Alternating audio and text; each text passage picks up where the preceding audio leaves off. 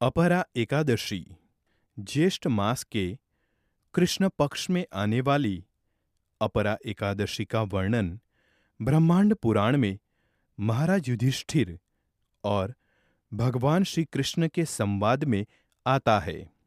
युधिष्ठिर महाराज ने भगवान श्री कृष्ण को पूछा, हे कृष्ण, हे जनार्दन, ज्येष्ठ कृष्ण पक्ष में आने वाली एकादशी का नाम क्या है? उसके महात्म्य के बारे में कृपया आप वर्णन करें।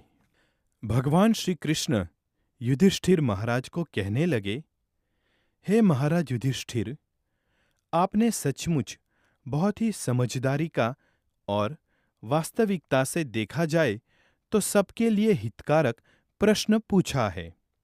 इस एकादशी का नाम अपरा है। जो भी इस व्रत पालन करता है वो समस्त पापों से मुक्त होकर अमर्यादित पुण्य संचय करता है।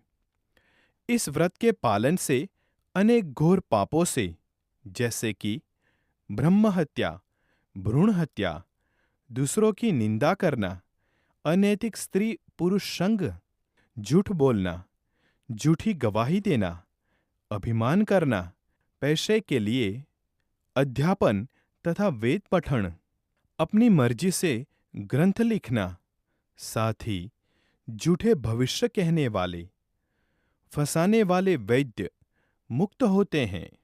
लड़ाई से डरकर भागकर आए हुए क्षत्रिय को नरक द्वार मिलता है, क्योंकि उन्होंने अपने धर्म का पालन न करके अपने पतन के लिए जिम्मेदार वो होते हैं। परंतु इस व्रत के पालन से ऐसे क्षत्रिय को भी स्वर्ग प्राप्ति होती है। भगवान श्री कृष्ण ने आगे कहा, हे राजन, अपने गुरु से ज्ञान प्राप्त करने के पश्चात उनकी निंदा करने वाले शिष्य को पाप की राशियां मिलती है। उस निंदित व्यक्ति ने भी इस व्रत का पालन किया तो वो भी सभी पापों से मुक्त हो जाता है।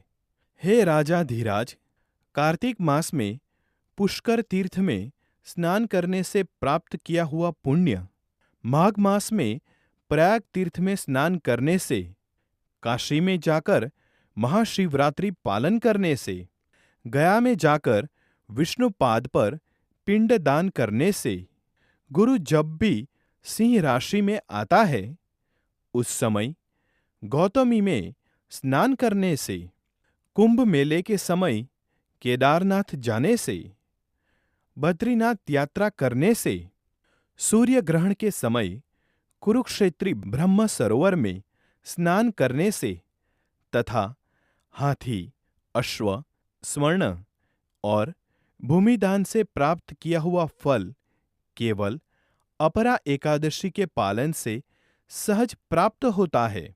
ये व्रत बहुत ही तीक्ष्ण कुल्हाड़ी से पाप वृक्ष को तोड़ देता है अथवा आग के जैसे सारे पाप वृक्षों को जलाकर भस्म करता है।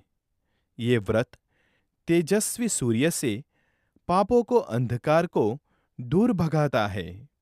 हिरण रूपी पापों को भगाने वाला ये सिंह व्रत है। इस अपरा एकादशी का पालन करने से और भगवान के त्रिविक्रम रूप की पूजा करने से वैकुंठ की प्राप्ति होती है।